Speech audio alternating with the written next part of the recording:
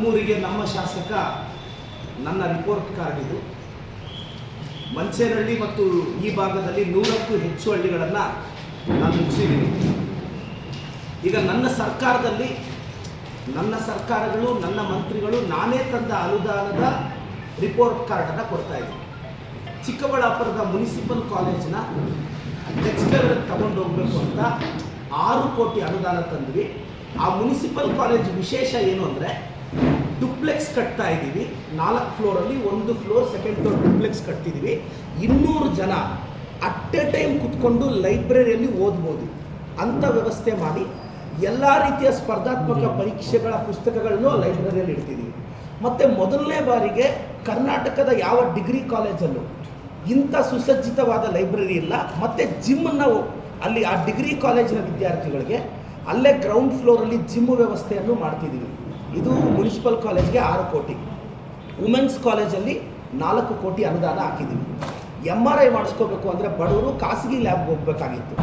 ಆ ಕಾರಣಕ್ಕೆ ಈಗ 8 ಕೋಟಿ ವೆಚ್ಚದಲ್ಲಿ ಕನ್ಸ್ಟ್ರಕ್ಷನ್ ಆಗ್ತಿದೆ. ಒಂದು 6 ಕೋಟಿ ವೆಚ್ಚದಲ್ಲಿ MRI ಮಿಷಿನ್ ತರ್ತಿದ್ದೀವಿ. ಇದಾದ ನಂತರ ನಮ್ಮೂರಿಗೆ ನಮ್ಮ ಶಾಸಕ ಹೋದಾಗ ನನ್ನ ಕನಸೇನು ಅಂದರೆ ಯಾವತ್ತೂ ಅಷ್ಟೇ ಒಂದು ಸಿಟಿ ಕನೆಕ್ಟಿವಿಟಿ ಮೇಲೆ ನಿಂತಿರುತ್ತೆ. ಈಗ ನಮ್ಗೆ ಯಾವುದೋ ಒಂದು ಊರಿಗೆ ಈಸಿಯಾಗಿ ಹೋಗಿ ಬರೋಕ್ಕಾಗುತ್ತೆ ಅಂದರೆ ನಾವು ಆ ಊರನ್ನ ಪ್ರಿಫರ್ ಮಾಡ್ತೀವಿ, ಅಲ್ಲಿ ಇನ್ವೆಸ್ಟ್ ಮಾಡೋಕ್ಕೆ ಯೋಚನೆ ಮಾಡ್ತೀವಿ. ಸೊ ಇಲ್ಲಿ ಕನೆಕ್ಟಿವಿಟಿ ಬಗ್ಗೆ ನಾನು ಯೋಚನೆ ಮಾಡಿದ್ದು, ಮುಷ್ಟೂರು ರಸ್ತೆ ವರ್ಷಗಳಿಂದ ಹಾಳಾಗಿತ್ತು, ದಿನ್ನೆ ಹೊಸಳ್ಳಿ ರಸ್ತೆ ವರ್ಷಗಳಿಂದ ಹಾಳಾಗಿತ್ತು, ಜರಳ್ತಿಮ್ಮನಹಳ್ಳಿ ರಸ್ತೆ ವರ್ಷಗಳಿಂದ ಹಾಳಾಗಿತ್ತು, ಕಂದುವಾರದ ಕೆರೆ ರಸ್ತೆ ವರ್ಷಗಳಿಂದ ಹಾಳಾಗಿತ್ತು. ಈ 4 ರಸ್ತೆಗೆ ಸರಿಸುಮಾರು 20 ಕೋಟಿ ಅನುದಾನ ಬೇಕಾಯಿತು. ಸೊ ಇವತ್ತಿನಿಂದ ನಾವು ಮುಷ್ಟೂರು ಆಂಜನೇಯ ಸ್ವಾಮಿ ದೇವಾಲಯದವರೆಗೂ ಅಂದರೆ ಆ ಕೆರೆ ಎಂಬಾದವರೆಗೂ ಅದಕ್ಕೊಂದು ಕೋಟಿ, ಮತ್ತು ಕಂಪ್ಲೀಟ್ ಮುಷ್ಟೂರು ರಸ್ತೆಗೆ 3 ಕೋಟಿ ಅನುದಾನ ಹಾಕಿದ್ದೀನಿ. 3 ಕೋಟಿ ಅನುದಾನ ಹಾಕಿದ್ರೆ ಇವತ್ತೇ ಕೆಲಸ ಸ್ಟಾರ್ಟ್ ಆಗುತ್ತೆ, ಆದಷ್ಟು ಬೇಗ ಅದು ಮುಗಿಯುತ್ತೆ. ದಿನ್ನೆ ಹೊಸಳ್ಳಿಗೂ ಅಷ್ಟೇ ಇವತ್ತೇ ಕೆಲಸ ಸ್ಟಾರ್ಟ್ ಆಗ್ತಿದೆ. 2 ಕೋಟಿ ರೂಪಾಯಿ ರಸ್ತೆಗೆ ಹಾಕಿದ್ದೀವಿ. ಈಗ ನಮ್ಮೂರಿಗೆ ನಮ್ಮ ಶಾಸಕರು ನನ್ನ ಮುದ್ದೇನಹಳ್ಳಿ ಪಂಚಾಯತಿಗೆ ಸರ್ ಎಂ ವಿಶ್ವೇಶ್ವರಯ್ಯ ಹುಟ್ಟಿದ ಪುಣ್ಯಭೂಮಿ, ಅಲ್ಲಿಂದ ಸ್ಟಾರ್ಟ್ ಮಾಡಿದ್ವಿ. ನಮ್ಮ ತಹಸೀಲ್ದಾರ್ ಸರು, EO ಸರು ಎಲ್ಲ ರಿಮೋಟೆಸ್ಟ್ ಹಳ್ಳಿಗಳಿಗೆ ಹೋದ್ವಿ. ಗಂಟಿಗಾನಹಳ್ಳಿ, ಸುಬ್ರಾಯನಹಳ್ಳಿ, ಕೊರ್ಲಹಳ್ಳಿಗೆ ರಸ್ತೆಗಳೇ ಇರಲಿಲ್ಲ. ಸೊ ಕೊರ್ಲಹಳ್ಳಿಗೆ ಹೋದಾಗ ಒಂದು 150ರಿಂದ 200 ಜನಸಂಖ್ಯೆ ಇರೋ ಹಳ್ಳಿ. ಮಳೆ ಬಂದರೆ ಜಕ್ಕಲಮಡುಗು ನೀರು ಹರಿದ್ರೆ ಅವ್ರು ಯಾರೂ ತೋಟಕ್ಕೆ ಹೋಗೋಕ್ಕಾಗಲ್ಲ, ಸ್ಕೂಲಿಗೆ ಹೋಗೋಕ್ಕಾಗಲ್ಲ. ಕಳೆದ 34 ವರ್ಷದಿಂದ ಆ ಊರವರು ಹಣ ಒಂದು ಬ್ರಿಡ್ಜ್ ಹಾಕ್ಕೊಡಿ ಅಂದರೆ ಯಾರೂ ಸ್ಪಂದಿಸಿಲ್ಲ. ಸೊ ನಾನೀಗ ಕೊರ್ಲಹಳ್ಳಿಗೆ 80 ಲಕ್ಷ ಅನುದಾನ ಹಾಕಿದ್ದೀನಿ. ಎಲ್ಲ ಫೈನಾನ್ಷಿಯಲ್ ಅಪ್ರೂವಲ್ ಎಲ್ಲ ಆಗಿರೋ ಕಾಪಿ ತಮಗೂ ಕೊಟ್ಟಿದ್ದೀನಿ. ನಂತರ ಆ ಸುದಳ್ಳಿ ಅಂತ ಒಂದು ಚಿಕ್ಕ ಹಳ್ಳಿ 20 ಲಕ್ಷ ಹಾಕಿದ್ದೀನಿ.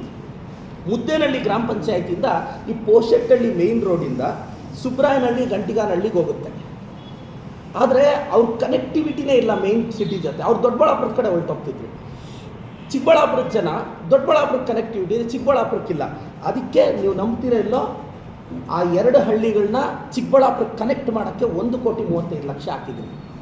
ಆ 2 ಊರ ಜನಸಂಖ್ಯೆ 100-120. ಆದರೆ ನಮ್ಮ ತಾಲೂಕಿನ ಜನತೆಯನ್ನು ನಮ್ಗೆ ಇನ್ಕ್ಲೂಸಿವ್ ಮಾಡ್ಕೋಬೇಕು ಅನ್ನೋ ಉದ್ದೇಶ. ನೆಕ್ಸ್ಟು ಅದೇ ಮುದ್ದೇನಹಳ್ಳಿ ಪಂಚಾಯಿತಿಯಲ್ಲಿ ಇನ್ನೊಂದು ರೋಡ್ ಇದೆ. ಈ 2 ಹಳ್ಳಿ ಅಲ್ಲದೆ ಇನ್ನೊಂದು ರೋಡ್ಗೆ ಗಂಟಿಗಾನಹಳ್ಳಿ ರಸ್ತೆಗೆ 1 ಕೋಟಿ ಹಾಕಿದ್ದೀವಿ. ಮುದ್ದೇನಹಳ್ಳಿ ಪಂಚಾಯಿತಿಗೆ ನಾನು ಹೋದೆ. ಮುದ್ದೇನಹಳ್ಳಿ ಪಂಚಾಯಿತಿಗೆ ಹೋದಾಗ ಬಿಸ್ಲಹಳ್ಳಿ, ಚನ್ನಬೈರೇನಹಳ್ಳಿ ಬಸ್ಸೇ ಹೋಗ್ತಾ ಇಲ್ಲ. ಇನ್ ದ ಸೆನ್ಸ್ ಅಲ್ಲಿ ಕಟ್ಟಾಕೋಕ್ಕೆ ಪ್ರಾಬ್ಲಮ್ ಇತ್ತು. ಅದಕ್ಕೆ 80 ಲಕ್ಷ ಹಾಕಿದ್ದೀನಿ. ಮಂಚೇನಹಳ್ಳಿ ಗ್ರಾಮ ಪಂಚಾಯಿತಿಯಲ್ಲಿ ಚನ್ನಬೈರೇನಹಳ್ಳಿಯಲ್ಲಿ ಅಣ್ಣ ಈ ರೋಡ್ ಹಾಳಾಗಿ 20 ವರ್ಷ ಆಯ್ತು ಅಣ್ಣ ನನಗೆ ಹಾಕ್ಸಿ ಅಂದರೆ 15 ಲಕ್ಷ ಹಾಕಿದ್ದೀನಿ. ಮತ್ತು ರಾಮದೇವ್ರ ಗುಡಿಯಿಂದ ಇನಿಮಿಂಚೇನಹಳ್ಳಿ ರಸ್ತೆ ತಾವು ನೋಡಿದ್ದೀರಿ ಎಲ್ಲ ಗೊತ್ತಿಲ್ಲ, ವರ್ಷಗಳಿಂದ ಯಾರೂ ಹಾಕಿಲ್ಲ.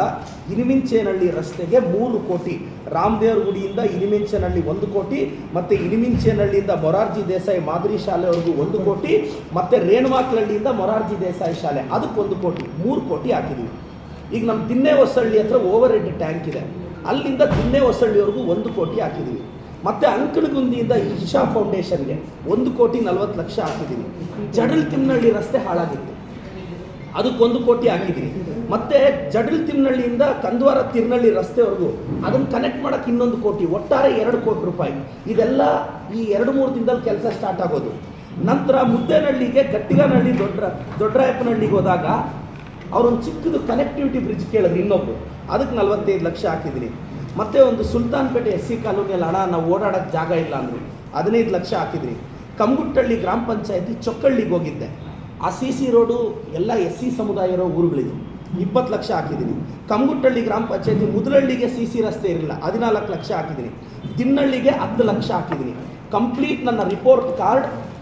ಮತ್ತು ಕಮ್ಮಗುಟ್ಟಳ್ಳಿಯಲ್ಲಿ ಬೋಡಿನಾರೇನಹಳ್ಳಿಗೆ 15 ಲಕ್ಷ ಹಾಕಿದ್ದೀನಿ. ಮಾದನಾಯಕನಹಳ್ಳಿಗೆ ಅವ್ರು ಏನು ಕೇಳಿದ್ರು ಅಷ್ಟು ಹಾಕ್ಕೊಂಡ್ಬಂದಿದ್ದೀನಿ ನಾನು, 15 ಲಕ್ಷ ಹಾಕಿದ್ದೀನಿ. ಕಮ್ಮಗುಟ್ಟಳ್ಳಿ ಅಲ್ಲಿ 21 ಲಕ್ಷ ಹಾಕಿದ್ದೀನಿ.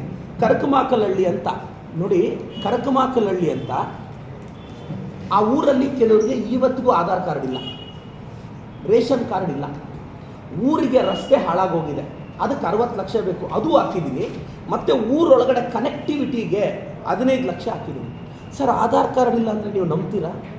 ನಾನು ಆ ಊರಿಗೆ ಹೋದಾಗ ಅದನ್ನು ಎಕ್ಸ್ಪೀರಿಯನ್ಸ್ ಮಾಡಿದ್ದೀನಿ ನಮ್ಮ ಅಧಿಕಾರಿಗಳ ಜೊತೆ.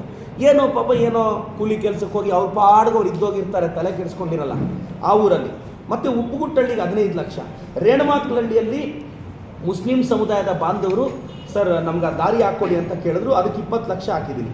ಜೀಗಾನಹಳ್ಳಿಗೆ 15 ಲಕ್ಷ, ಕೊಮ್ಮಲ್ಮರಿಗೆ 10 ಲಕ್ಷ, ಚಿಕ್ಕನಾರ್ಕನಹಳ್ಳಿಗೆ 15 ಲಕ್ಷ, ನಮಿಲುಗುರ್ಕಿಗೆ 15 ಲಕ್ಷ, ಮತ್ತು ಕಮ್ಮಗುಟ್ಟಳ್ಳಿ ರಾಮಪಟ್ಟಣಕ್ಕೆ 20 ಲಕ್ಷ, ಒಂದು ಊರ ಮಧ್ಯೆ ಒಂದು ರಸ್ತೆ ಆಗಬೇಕದು. ಉದಿಗನಾರ್ಕನಹಳ್ಳಿಗೆ 15 ಲಕ್ಷ, ಒಂಟೂರಿಗೆ 15 ಲಕ್ಷ, ನಾಗಸಾನಹಳ್ಳಿಗೆ 20 ಲಕ್ಷ, ಸಿದ್ಧಗಾನಹಳ್ಳಿಗೆ 10 ಲಕ್ಷ, ಆರ್ಚೊಕ್ಕಳ್ಳಿಗೆ 15 ಲಕ್ಷ, ಮತ್ತು ಹಳೆ ಬುದ್ಧಿವಂತನಹಳ್ಳಿ ಗ್ರಾಮ. ನೋಡಿ ಸರ್, ನಮ್ಮೂರಿಗೆ ನಮ್ಮ ಶಾಸಕ ಬ್ಯೂಟಿ ಏನು ಅಂದರೆ, ಹಳೆ ಬುದ್ಧಿವಂತನಹಳ್ಳಿ ಅಂತ ಹಳ್ಳಿ ಇದೆ. ಲಿಟ್ರಲಿ ನಮ್ಮ ವೆಹಿಕಲ್ಸ್ ಹೋಗೋಕ್ಕೆ ನಾವು ಸ್ಟ್ರಗಲ್ ಮಾಡಿದ್ವಿ. ಆ ಊರವ್ರಿಗೆ ಯಾರಿಗಾದ್ರೂ ಎಮರ್ಜೆನ್ಸಿ ಆದರೆ ಆ್ಯಂಬುಲೆನ್ಸ್ ಹೋಗೋದು ಕಷ್ಟ, ಆ್ಯಂಬುಲೆನ್ಸಲ್ಲಿ ಪೇಷಂಟ್ನ ಹಾಕ್ಕೊಂಡ್ರು ಆ ಊರಿಂದ ಆಚೆ ಬರೋದು ಕಷ್ಟ. ಟ್ರಾನ್ಸ್ಪೋರ್ಟೇಷನ್ ನಾನು ಹಿಂದೆ ಮುಂದೆ ನೋಡಲಿಲ್ಲ, ಜನಸಂಖ್ಯೆ 40-50 ಇರ್ಬೋದು, ಆದರೂ